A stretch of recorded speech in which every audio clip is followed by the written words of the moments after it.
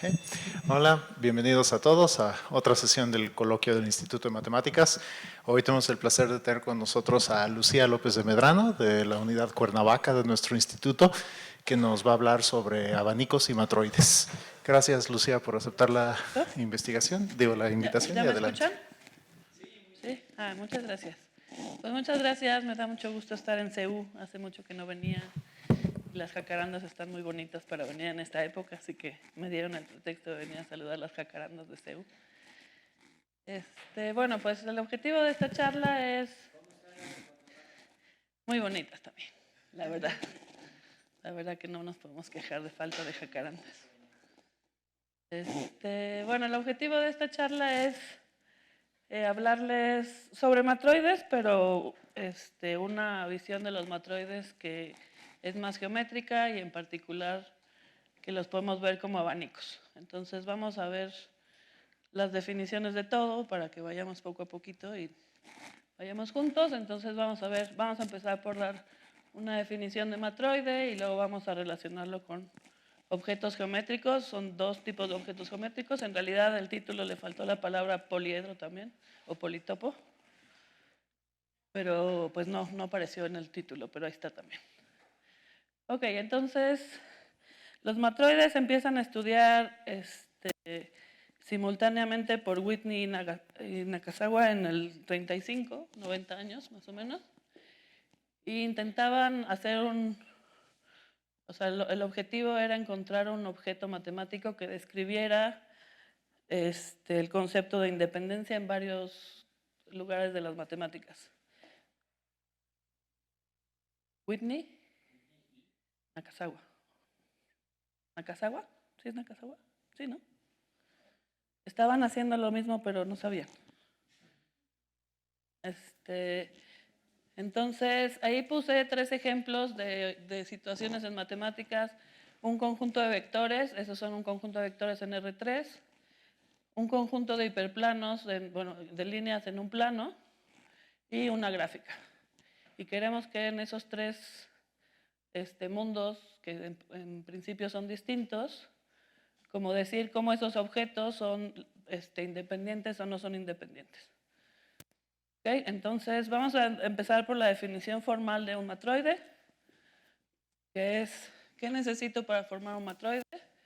Necesito un conjunto, que vamos a decir que es del 1 hasta el n, y luego necesito un conjunto de subconjuntos, que les vamos a llamar bases, donde cada una de estas está contenido en E, y todos ellos tienen, ¿y qué queremos que cumplan? Entonces tengo un conjunto y un conjunto de subconjuntos. Entonces, ¿qué necesitamos que pase con esos? Lo único que le voy a pedir es que cumplan lo que se llama el axioma de intercambio.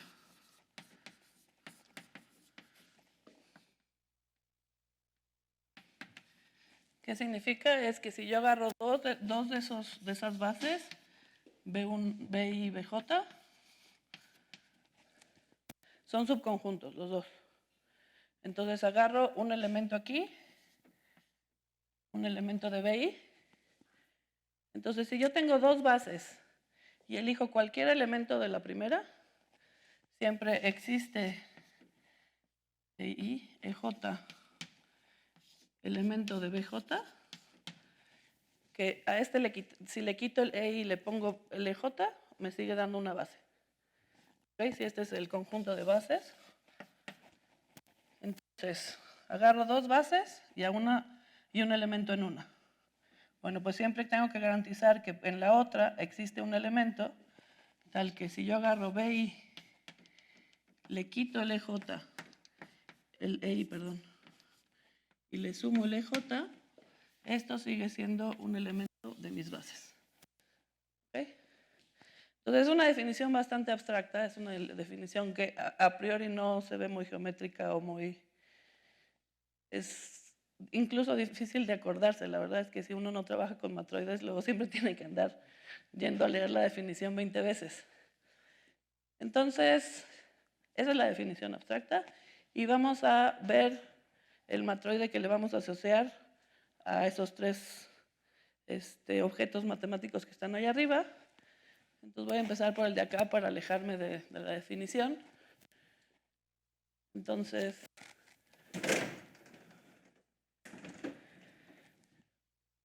¿quién va a ser el conjunto de aristas de esta gráfica? Entonces va a ser A, B, C, D y E. ¿Y quién va a ser mis bases? Va a ser todos los árboles maximales.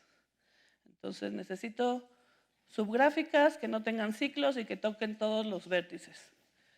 Entonces vamos a tener, ¿cuál va a ser la regla? Siempre tengo que tener A, porque A es el único que llega a este vértice. Entonces todas tienen A. Y luego puedo escoger, si escojo la B, puedo luego escoger C, D o E. Entonces tengo AC, ABD, ABE. Y si luego escojo la C, pues lo mismo, ¿no? AC, bueno, la B ya la tengo aquí. Luego puedo escoger la E o la D. Ese es mi conjunto de bases. Entonces vamos a checar nuestra propiedad de intercambio. Agarro la primera, ABC. Agarro la segunda, bueno, no, una que se ACD, ACE.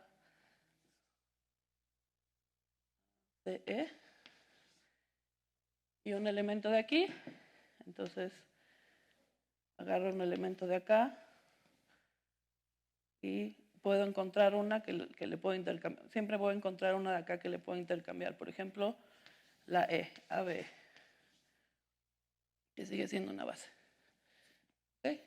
Entonces, este es el matroide, así tal cual. Este es el matroide que describe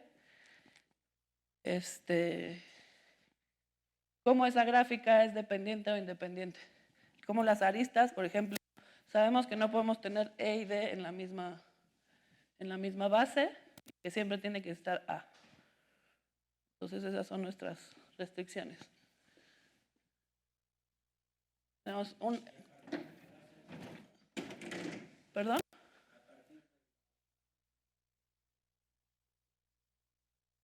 Pues supongo. No sé, nunca voy para el otro lado. No sé si sea única. O sea, supongo que hay unas gráficas que... Supongo que hay gráficas que tienen el mismo matroide. Bueno, por ejemplo, vamos a ver, igual aquí nuestros conjuntos es las líneas.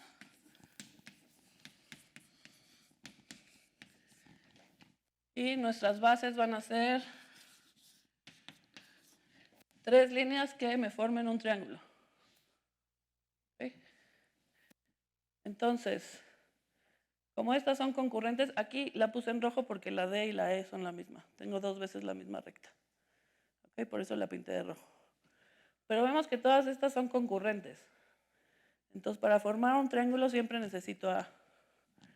Pero estas son la misma, entonces no puedo tener las dos.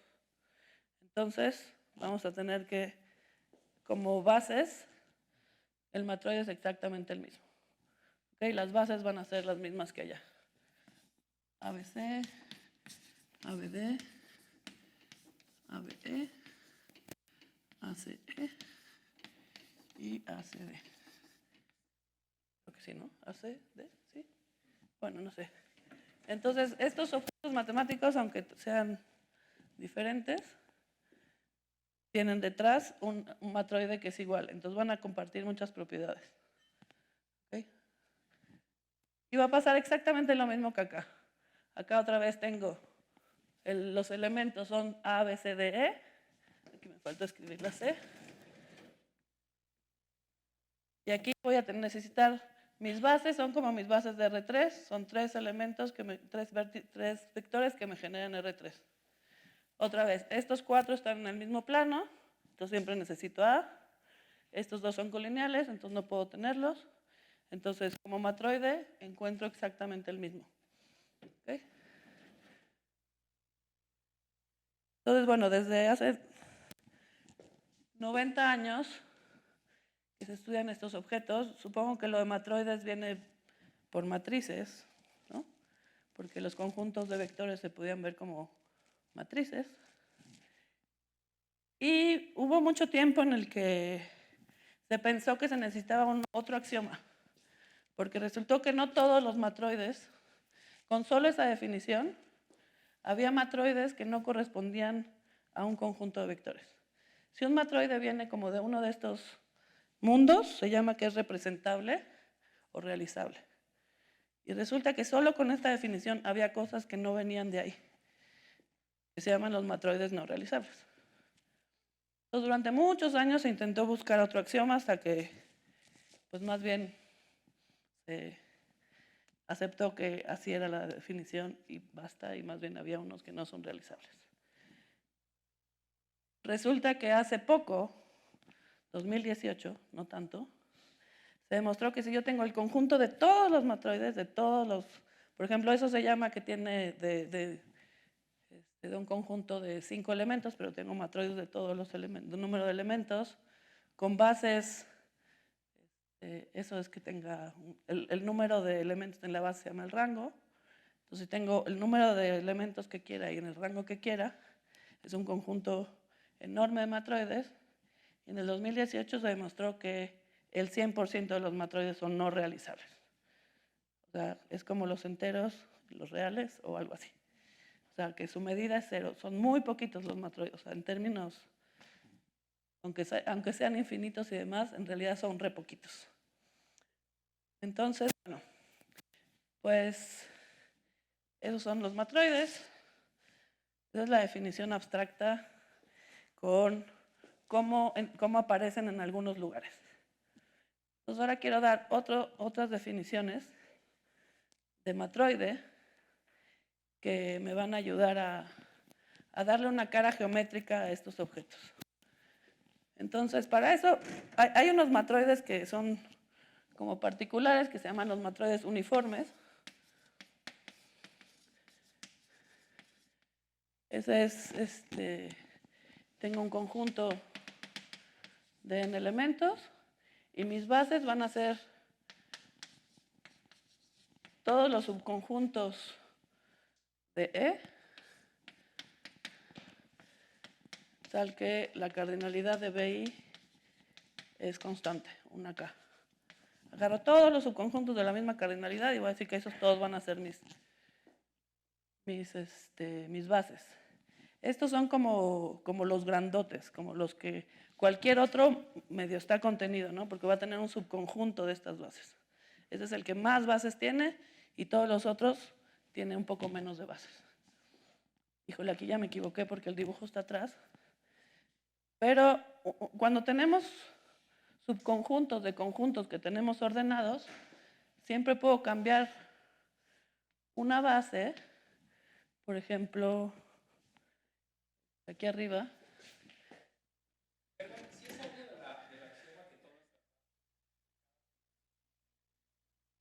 Sí. Sí, se sigue que todas las bases tienen el mismo número de elementos. Sí, todos esos los uniformes son como los grandotes y son así súper regulares y son súper como muy amistosos. Entonces, por ejemplo, aquí arriba, imaginemos que esto lo cambiamos por ceros y unos. Entonces, si yo tengo la base ABC, lo puedo cambiar por el vector. Tengo la A, tengo la B, tengo la C, no tengo la D, no tengo la E. Entonces, a cada base le puedo dar un vector que está en ceros y unos y que además está en el hiperplano donde la suma de las coordenadas vale 3. Entonces está el hiperplano donde viven estos vectores, me va a dar el rango que decíamos hace rato. Entonces, por ejemplo, aquí está todas las bases, los vértices de este octaedro son las bases del uniforme con 4 elementos y que las bases tienen 2 elementos. Se llama el U42 o hay gente que le llama distinto, pero llamémoslo el 4-2. 4 elementos y las bases son todos los conjuntos que tienen 2 elementos. Y yo puedo agarrar el poliedro que me da tomar la envolvente convexa de esos puntos. Entonces, aquí viene otra. Entonces, la pregunta es, ¿cuáles de estos son poliedros matroidales? Si yo agarro un poliedro y hago esta construcción, eso se llama un poliedro matroidal. Entonces, pregunta, ¿cuál es un poliedro matroidal? Si los puedo clasificar. Pues resulta que no solo los puedo clasificar, sino puedo dar que es una definición equivalente de matroide. Entonces, un poliedro matroidal tiene que los vértices están en el 0, 1 a la n, que está en el hiperplano donde la suma de las coordenadas es el rango. Y aquí viene la condición. Si yo agarro una arista, esa arista es un trasladado de vectores de esta forma. EI menos EJ, donde EI y EJ son la base canónica. Entonces, todas estas, por ejemplo, si yo agarro esta arista, pues claramente si hago este menos este, pues me va a dar un menos 1 y un 1, nada más. Bueno, si yo agarro cualquier polígono con estas propiedades, es un polígono matroidal. Sí, solo sí. O sea, si yo agarro, es casi otra definición de matroide, es un polígono que tenga estas propiedades. Este es el del uniforme. Entonces, por ejemplo, sí. O sea, este es como el ejemplo, como más que siempre van a ver, porque aunque es una cosa en R4, vive en un hiperplano, entonces está en R3, entonces lo podemos dibujar, porque si no ya... Los demás son demasiado simples y más arriba ya perdimos. Entonces, esto puede ser también otra definición de un matroide.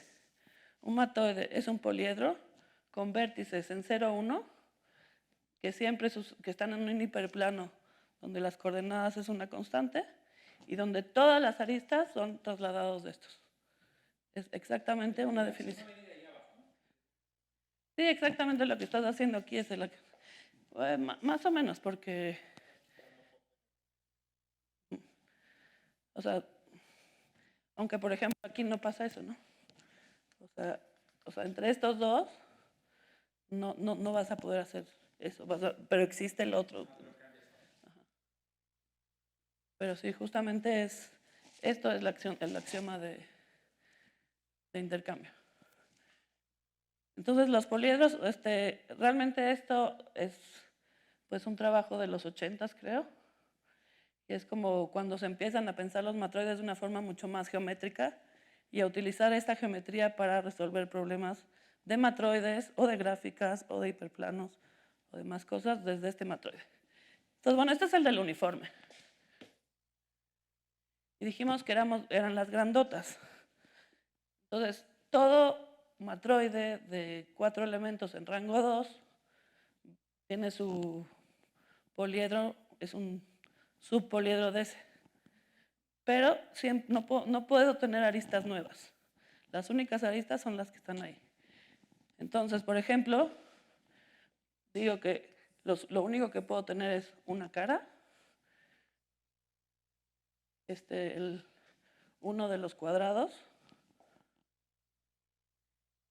y las pirámides. Una de las que son 2 por 3, 6 pirámides. Entonces, bueno, obviamente una arista y un punto, una arista, ¿no? También, por ahí.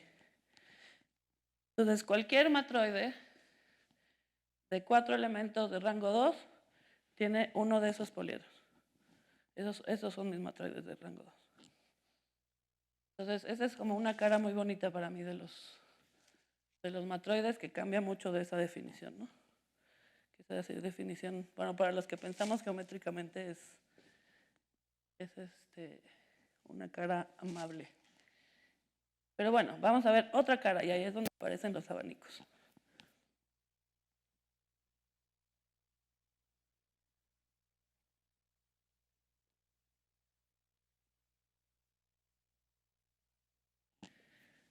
Ok, ¿qué es un abanico? Un abanico es un conjunto de conos que se pegan bonito, que es un complejo poliedral. Entonces, por ejemplo, esto puede ser un cono, unos conos. Eso es un abanico, por ejemplo. Los elementos son los conos.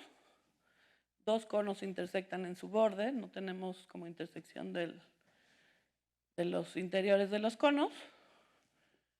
Y aparecen, por ejemplo, los que trabajan en geometría tórica siempre trabajan mucho con los abanicos.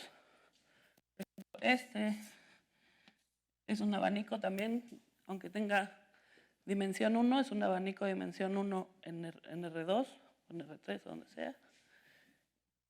Voy a dibujar otro en R3.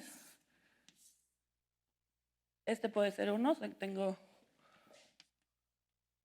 menos E1, menos E2, menos E3 y el 1, 1, 1. Y ahora agarro y voy a agarrar los conos de dimensión 2 que me generan cualesquiera de estos 4 vectores. Entonces me queda un abanico que tiene 6 conos y 4 aristas. ¿Okay? Entonces esos son los abanicos. Entonces ahora vamos a darle al matroide un abanico. Entonces también van a ser abanicos. Pero antes de eso quiero mostrar que una vez que doy un abanico, puedo no solo tomar ese abanico, sino sus esqueletos. ¿Qué es el esqueleto? Es, por ejemplo, aquí tengo conos de dimensión 2, pues puedo ahora tomar solo los de dimensión 1, los de dimensión 0. Entonces, cada vez que veo uno de estos, en realidad estoy viendo él y todos sus esqueletos. ¿Okay?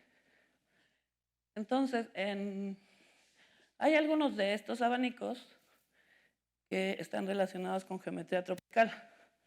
Entonces, aquí es donde la teoría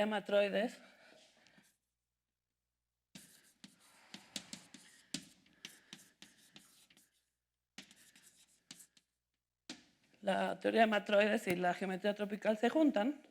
Esto es a través de un trabajo que hicieron Federico Ardila y Carolyn Clevans, como en el 2002, 2003, por ahí. Y se dieron cuenta que de un matroide hay una manera en que yo puedo construir un abanico. No lo voy a hacer ahorita, es un poco técnico, pero se construye, ¿no? Es muy complicado. Entonces, resulta que todos los abanicos que se construyen son tropicales. Tropicales quiere decir que son balanceados. Por ejemplo, aquí, si yo pongo pesos 1 y jalo en estas direcciones, con fuerza 1 me voy a mantener estable. Entonces, tropicales tiene que ver con algo, o sea, un abanico tropical es que cumple la condición de equilibrio, está equilibrado. Por ejemplo, un abanico no equilibrado es este.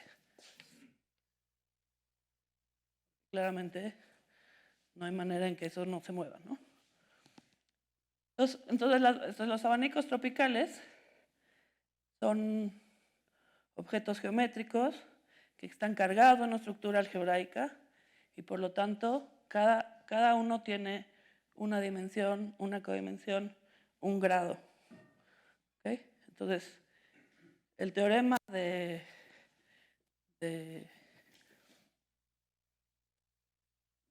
Ardila y Clevans es que si yo agarro un matroide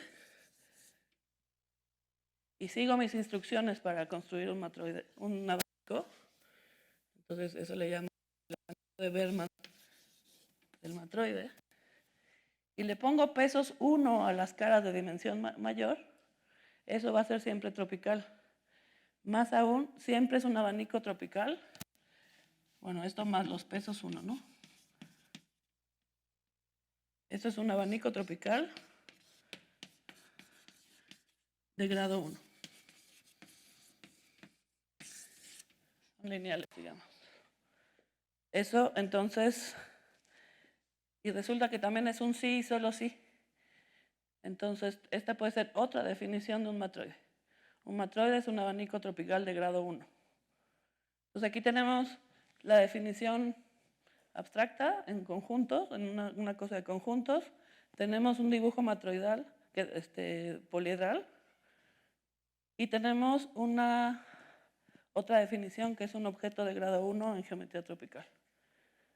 Entonces, aquí es donde esto, digamos, esto es como de los 80s, esto es a principios de este siglo, hace como 20 años más o menos. Y ha sido como una herramienta importante la unión de estos dos. O sea, se trabaja en geometría tropical usando herramientas de matroides y al revés, ¿no? Entonces, bueno, esto es como la primera parte de la plática, que era dar estas visiones geométricas. Es lo que ahora se llama geometría de los matroides. Hay como mucho trabajo ahora sobre geometría de matroides, entonces ahora voy a hablar un poco de mi trabajo ahí. Entonces,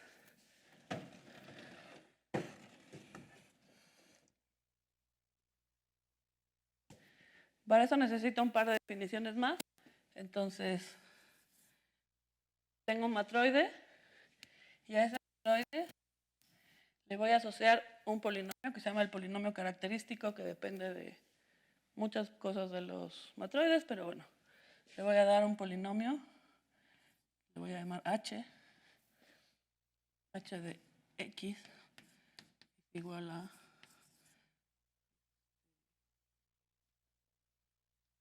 polinomio. Resulta que ese polinomio siempre tiene a 1 como raíz, entonces hay otro polinomio, lo voy a llamar g, que es entre 1 menos x, entonces este es otro. Entonces tengo dos polinomios. A cada matroide le doy dos polinomios. Y entonces, ahora de esos polinomios me voy a ir a la sucesión de números A1 hasta, no sé, K creo que es, no sé. Y a la sucesión de números B1. Entonces, ahora ya no veo los polinomios, veo unas sucesiones de números. Y fue una conjetura que tardó muchos años en resolverse, es que estas dos sucesiones eran lo que se llama logarítmicamente convexas. ¿Cuál es la definición de ser logarítmicamente convexas? Es que si yo tengo el término BI, el I menos 1 y el I más 1, resulta que BI al cuadrado es mayor o igual que BI menos 1 por BI más 1. La realidad es que si los acomodo, me hacen como una como distribución normal, digamos, va a crecer y luego va a crecer. Es como una propiedad y que aparecen mucho. Hay como una casi obsesión de la gente que hace matroides de encontrar por todos lados sucesiones que son logarítmicamente convexas.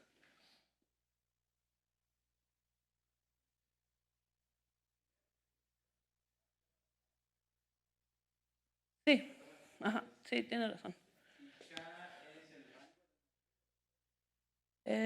Sí, creo que sí, pero ahorita no me acuerdo, pero creo que sí.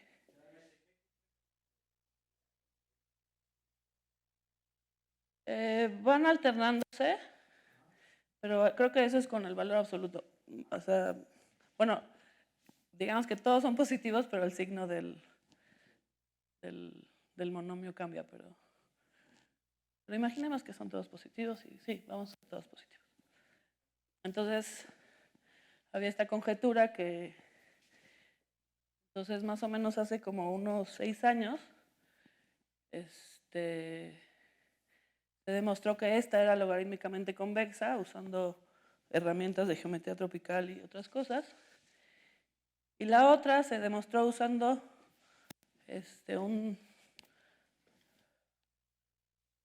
un trabajo conjunto con Chris Shaw y Felipe Rincón. Chris Shaw está en la Universidad de Oslo y Felipe Rincón está en la Queen's Mary en Londres. Entonces ahí lo que hicimos fue el trabajo de Ardila y de Cleavance daba un abanico. Pero ¿se acuerdan que les dije que cuando vemos un abanico, en realidad podemos tener todos los abanicos que son sus esqueletos? Entonces nuestro trabajo fue definir lo que se llaman los CSM, ciclos de matroides. Esto es porque en el caso de cosas realizables se relaciona con los CSM ciclos, los Chern-Schwarz-McPherson ciclos de variedades algebraicas. Entonces, para los casos realizables hay una conexión, no me quiero meter ahí, solo quiero contarles que existe. Este nombre viene de su relación con la geometría algebraica y justamente es decir, oye, pues no le des solo un abanico, dale todos sus esqueletos. ¿Okay? Entonces, por ejemplo, aquí le voy a dar este, pero también le voy a dar este y le voy a dar este. ¿Okay? Esos ya no son de grado 1 siempre. Esos tienen diferentes grados. Y ese grado se comporta, depende no tanto del matroide, sino del soporte del abanico. O sea, puedo calcular los pesos que lleva sin necesidad de ver el matroide, solamente con el soporte del abanico. Es una propiedad geométrica. Y lo que demostramos fue que... ¿Cómo vamos de tiempo? Se me está... Lo que demostramos fue que esta sucesión de números correspondía justamente al grado del esqueleto de la dimensión correspondiente. Entonces, esos coeficientes resulta que los podemos ver ahora como los grados de unos objetos geométricos. Entonces, usando propiedades de matroides y de abanicos tropicales, Jun-Hu, Federico Ardila y Graham demostraron que esta sucesión era logarítmicamente convexa. Entonces, a partir de que se usó en este teorema, los CSM ciclos se han estado estudiando en varias, pues cómo encuentro los pesos de manera combinatoria, cómo trabajo, cómo se juntan. Por ejemplo, aquí podemos volver aquí a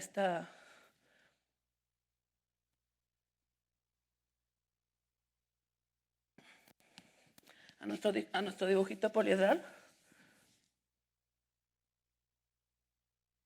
Y cuando tengo un matroide y hay una propiedad, bueno, una propiedad o algo que se le asigne, o sea, el invariante beta, los polinomios, hay un montón de propiedades que se llaman, que son valuativas.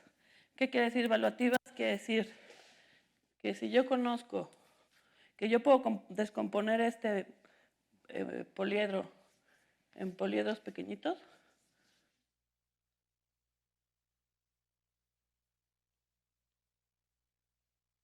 y quiero ver el del grande, puedo hacer, pues es este más este, y luego le resto este pedacito porque lo conté 2 veces. Y eso cumple un montón de propiedades de los matroides. O sea, muchísimas cosas de los matroides es como de las cosas que, así como estamos obsesionados en las sucesiones logarítmicamente convexas, estamos obsesionados en encontrar invariantes de matroides que son valuativas. Entonces, una de las propiedades de los CSM ciclos de matroides es que son valuativos. Por ejemplo, un ejemplo sería, a ver, déjame pensar rápido. Por ejemplo, hace rato hice ¿no? Ese es un abanico de grado 1, que lo puedo ver como un abanico así, y luego le resto este pedazo. Entonces, tengo manera de recobrarlo de los CSM ciclos haciendo descomposiciones de este polígono, mientras sean descomposiciones matroidales. Todos mis pedacitos tienen que seguir siendo de matroides. ¿Eso qué quiere decir? Que el matroide que me da lo puedo como cortar en pedacitos, como desmenuzar, y entonces estudiar, porque dijimos que los uniformes eran como los grandototes, pero también al ser grandototes a veces son más difíciles de calcular cosas, entonces lo puedo cortar en cosas más chiquitas, calcular este tipo de descomposiciones y por lo tanto hacer sumas. Entonces una de las propiedades de los CSM ciclos es que son valuativos.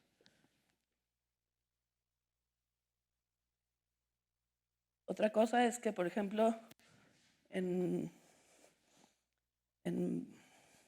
hay como funciones entre matroides importantes. Unas se llaman borrado y restricción.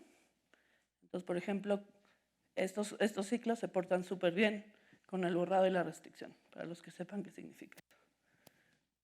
¿Okay? Una cosa que no dije hace rato, importante.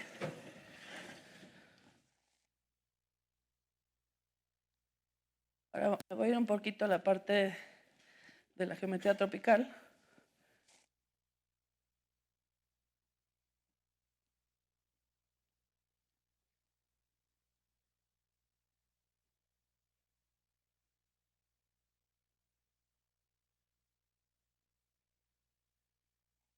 Entonces, ¿cómo podemos pensar? Una de las cosas que sucede en geometría tropical es que algunos de los objetos son imágenes bajo tropicalización de objetos algebraicos.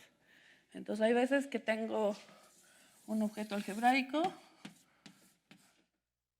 y tengo su imagen tropical que se ve localmente como abanicos. Una cosa que es lineal a trozos y que por pedacitos son abanicos. Y hay una función aquí que se llama tropicalización. Entonces, fue como uno de los auges de la geometría tropical, es tener esta posibilidad de resolver problemas de geometría algebraica usando estos objetos. Entonces, pero hay objetos tropicales que no son tropicalización de nadie. Como hace rato había matroides que no venían de nadie, ¿no? Entonces, hace rato dijimos que de los matroides le dábamos una cosa tropical, un abanico tropical, y esta correspondencia funciona. Si el matroide es realizable, este objeto es realizable, y si el matroide no es realizable, este objeto no es realizable. Entonces, todo el estudio de cosas no realizables acá se puede también ligar a lo no realizable de los matroides. Otra cosa es que en geometría tropical llamamos a algo que es suave, a que no es suave o no singular. Justamente estos dijimos que eran los de grado 1, ¿no? Entonces, una cosa tropical se llama suave o no singular si localmente, donde me pare, tengo algo que se parece a un abanico matroidal. Entonces, puedo extenderme ya no solo abanicos. Ya en los objetos tropicales no todos son abanicos, pero cuando son suaves, localmente son como de grado 1, entonces podemos extenderlos y también extendemos los CSM ciclos y resulta que se pegan perfectamente bien porque dijimos que solo dependía del soporte. Entonces, como estoy pegando abanicos, y pues como solo depende del soporte aquí, pues el peso que me tocaba aquí es el mismo que me tocaba acá. Entonces se extiende la definición de CSM ciclos a ya no solo abanicos, matroidales, sino en general a manifolds, ¿cómo se llama? Variedades suaves, tropicales. Y con esta propiedad de que los que son realizables van a realizables y los que no son realizables no van a realizables. Entonces están esos dos lugares. Entonces ahora, ¿por qué se llama CSM ciclos? O sea, ¿de dónde salió este nombre? El Chern-Schwarz-McPherson. Es un poco por allá arriba, por los arreglos de hiperplanos. Cuando yo tengo un arreglo de hiperplanos, se estudia el complemento de los arreglos de hiperplanos. Entonces, si yo quiero saber como la topología de los arreglos de hiperplanos, hay una cosa que se llaman las compactificaciones maravillosas, que es hacer blow-ups y no sé qué, y compactificas el complemento, y queremos estudiar la topología de eso, en particular los ciclos de Chern-Schwarz-McPherson. Entonces, tenemos una forma de ligar estos objetos combinatorios con la topología de los complementos de hiperplanos. Entonces, para el caso realizable tenemos una conexión con variedades algebraicas que usando estos SM ciclos me van a dar los coeficientes de cómo se escriben las clases y que justamente son esos grados de los que habíamos hablado. Entonces, para los que hacen geometría algebraica, este trabajo no solo tiene implicaciones para matroides y para geometría tropical, sino también para estudiar los ciclos de Chern-Schwarz-McPherson de ciertas variedades de complementos de hiperplanos. Entonces, ahora lo que estamos viendo es qué pasa con variedades que no son complementos de hiperplanos. ¿Qué objeto le corresponde? Ya no va a ser un abanico matroidal, pero estamos como intentando buscar qué objeto geométrico podemos... perdón, ya se me fue la voz. El GIS.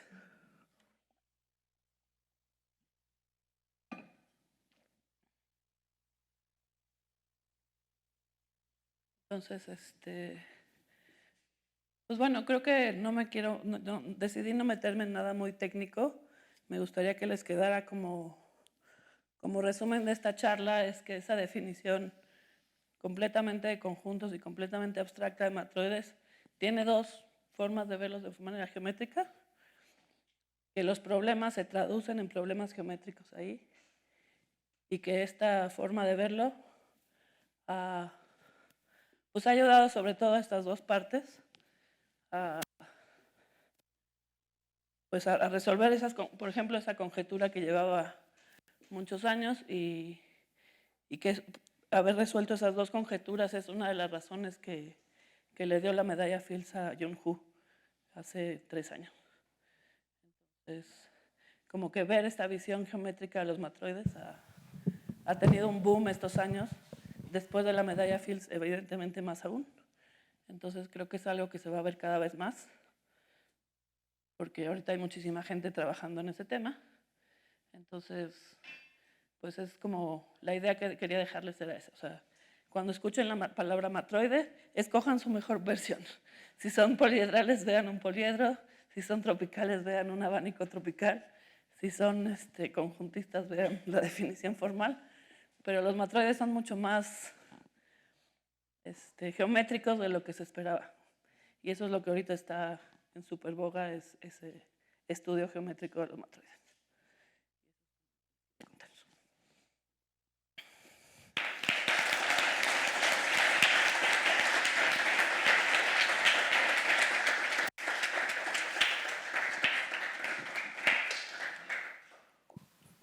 ¿Hay preguntas para Lucía?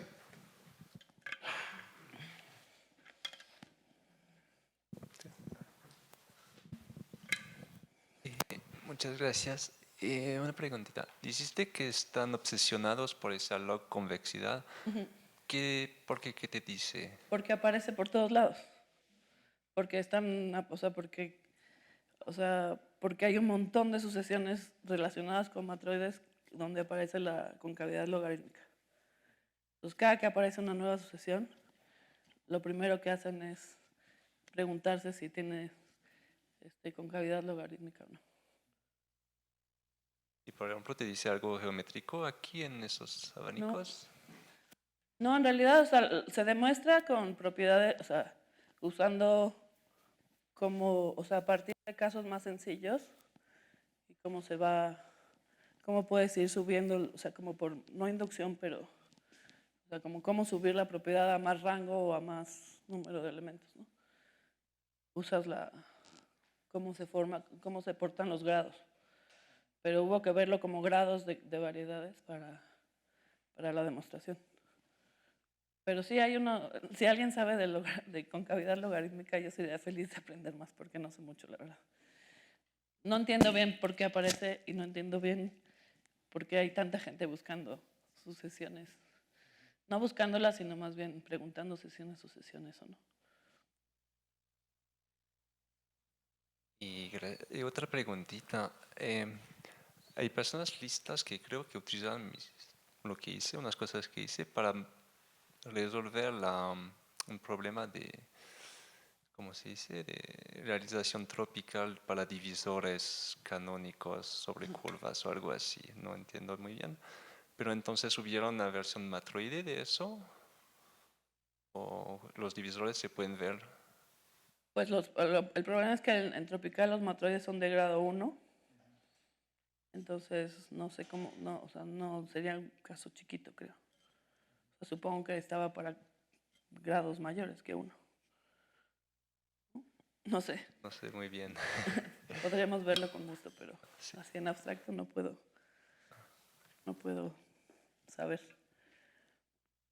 Pero los divisores son como si intersectaras una variedad tropical pues con otra, casi, ¿no? O sea, o con un divisor y ver, o sea, sí hay muchísima gente trabajando en eso y aquí en realidad el divisor serían como los esqueletos, en cierto modo. Aquí serían como, la relación con lo que estás diciendo sería justamente estos esqueletos. Muchas gracias. ¿A ti? Relacionado con esto que le acabas de contestar a Cantán, o sea, con esta correspondencia los matroides corresponden a variedades tropicales de grado 1. ¿Hay alguna, se conoce como alguna generalización de la definición conjuntista de matroide que fuera a corresponder a variedades tropicales suaves? Ay, no, y la estoy buscando desesperadamente. Así. Muero por encontrarla. Así. Es mi santo grial. Así. Pues tiene que haber, ¿no? Como que si Sería estos bueno. me dan los abanicos de grado 1, pues ¿quién va arriba? Sí. Aquí ya sé, aquí lo tengo clarísimo. Ajá. Aquí son los abanicos de otros Sí. grados, pero aquí no lo sé. Pero sí me gustaría saberlo, mucho. Y que creo que puede estar relacionada con lo que dije después, de ver como la topología de cosas que no son arreglos de hiperplanos, porque finalmente arreglo de hiperplanos estás viendo una cosa que está contenida en un plano que es de grado 1. Y ahí se va al abanico que es de grado 1. Pero si estás viendo la topología del complemento de cosas fuera de un plano, pues te van a dar cosas que van a tener otro grado. Y entonces en el lado tropical pues está claro, pero en la conjuntista no sé. Si alguien tiene ideas, porque es mi nueva obsesión. Esa sí es mi nueva obsesión, para que veas. Muy bien. ¿Hay alguna otra pregunta? Yo quería preguntar, cuando dijiste esto de que no venga, no es el complemento de un arreglo de hiperplanos, ¿a qué te refieres más o menos? ¿Puedes explicar un poco? ¿Ahorita?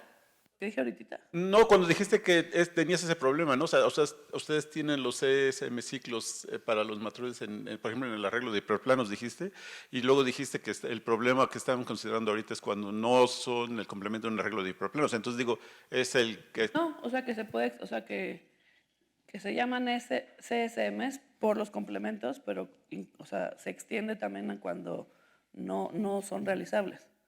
Entonces tienen el mismo nombre, pero el nombre viene de...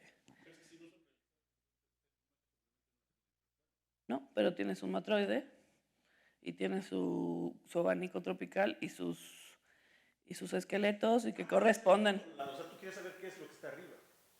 Sí. Exactamente. ¿De quién estoy? Sí, exacto. No, bueno, pero, o sea, esos son los no realizables, los que vimos que eran el 100%. O sea, los no realizables no vienen de ningún caso de estos. O sea, hay casos sencillos, pero... Y se tarda, o sea, fue muy un trabajo grande intentar hacer una definición que quitara esos. Pero no se pudo quitar. Oye, ¿cuál es la definición de no realizable? Porque digo, aquí son 3 ejemplos, pero se les puede ocurrir a uno otras cosas, No ¿no? realizable es que, o sea, así tal cual, es que, bueno, también creo que lo realizable depende del campo, pero digamos que aquí si fuera en vectores normalitos, sería que no hay un conjunto de vectores que me describan ese matroide. No existe. Sí, pero tienes estas otras definiciones. No, o sea, de esta puedo obtener esta. O sea, Son equivalentes. no sé si son equivalentes, pero, o sea, bueno, por ejemplo, los que no salen de allá se llaman matroides no gráficos o no gráficos, pero yo entiendo que son lo de la realizabilidad, al menos para campos normalitos, y son como... O sea, si lo puedo hacer de una manera, lo puedo hacer de otra.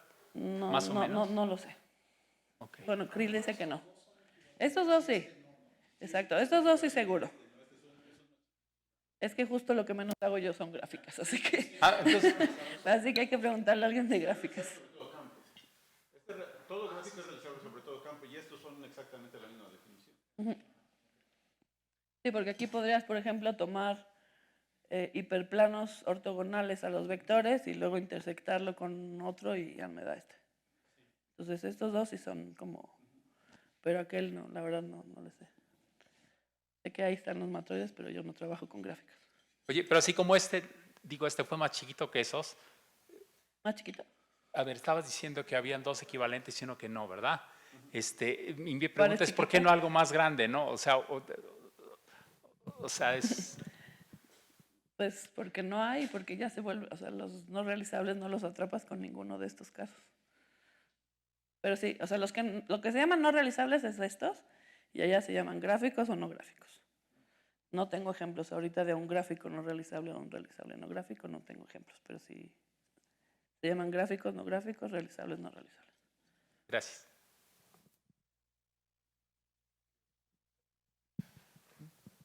Ahí voy. Cuando hablas de complementos de hiperplanos es en cualquier espacio de cualquier dimensión. Y cualquier número de hiperplanos. O sea, el espacio puede tener cualquier dimensión y cualquier número de hiperplanos. Entonces, digamos que para los matroides realizables puedes pensarlos como cuántas maneras distintas tengo de poner hiperplanos, como combinatoriamente. Por ejemplo, ahí tengo 2 que coinciden y 4 que son concurrentes. O sea, y los uniformes justamente van a ser los de posición general. O sea, los de cuando tienen los hiperplanos en posición general. O sea, como que los uniformes corresponden en estos a que los vectores estén en posición general o los hiperplanos estén en posición general. Y justamente lo de la relación con la topología es porque puedo tener arreglos de hiperplanos distintos, pero con el mismo matroide, y la topología del complemento solo depende del matroide. O sea, de la compactificación del complemento no va a depender de la posición exacta, sino del matroide. El matroide solo ve dónde se intersectan, no necesariamente ve dónde se intersectan, sino cómo se intersectan.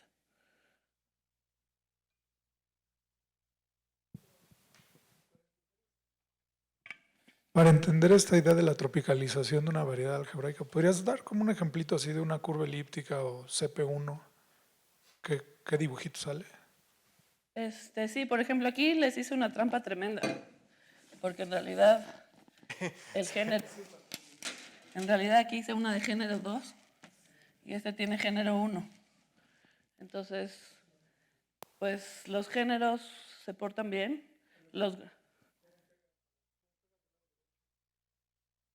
¿Esto aquí? No, pues mira, te voy a hacer uno que es el clásico y va a ser de grado 1, así que va a ser muy sencillita. Que justamente tiene que ver con arreglos de hiperplanos, además. O sea, imagínate que tienes en R2 o C2 una recta. Entonces tiene sus intersecciones con los hiperplanos y la del infinito, porque vamos a hacerlo en complejo, que diga en proyectivo. ¿Ok? Entonces, la tropicalización, si la dibujo, es tremendamente... lo primero que hago va a ser agarrar valor absoluto. Entonces me va a quedar así. ¿Sí? Agarro valor absoluto de las coordenadas de los puntos de la recta.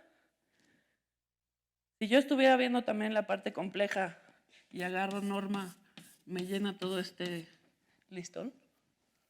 Entonces, que este sería como, si veo la parte compleja, es una esfera menos 3 puntos, ¿no? ¿Sí? Entonces, si yo agarro la norma de las coordenadas, me llena todo este listón, así infinito. Entonces, esto es agarrar norma. Y luego agarro logaritmo. Entonces, me queda lo que se llama la miba. Y luego agarro el límite cuando... exacto. Y entonces, cuando agarro el límite, me va a quedar el abanico. Entonces, ahí se vería como... El arreglo de hiperplanos es 3 puntos sobre un plano. Aquí agarro valor. Pero eso no lo hacemos nadie. Nadie hace eso, calcula eso jamás. Solo de ahí viene. Se basa en las amibas. Estas cosas se llaman amibas, que tienen sus tentáculos ahí infinitos y cumplen un montón de propiedades lindas. Por ejemplo, tienen área finita. Todos los complementos siempre son convexos, pero esas amibas pueden ser a veces también. O sea, si lo que tenías era una cosa de género mayor, también puede tener un hoyito ahí. O más patas. Por ejemplo, la que tenía acá, digamos, esta, podría, o sea, su amiba sería como...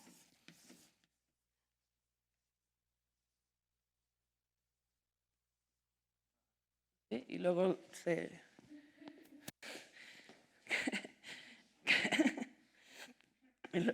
y luego lo haces flaquito, flaquito, flaquito y ya nada más te queda el esqueleto.